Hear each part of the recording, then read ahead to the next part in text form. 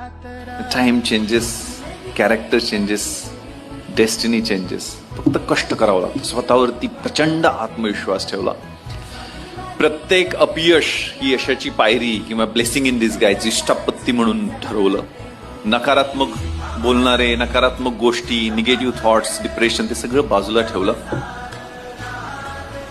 कष्ट कष्ट आणि कष्ट एवढ्या एकाच मंत्रावर विश्वास ठेवला आणि giving something back to the society, समाजाला आपण देणं लागतोय हे डोक्यात ठेवलं. लागू दे बनवा आईचं ऋण फेड तू, अंधार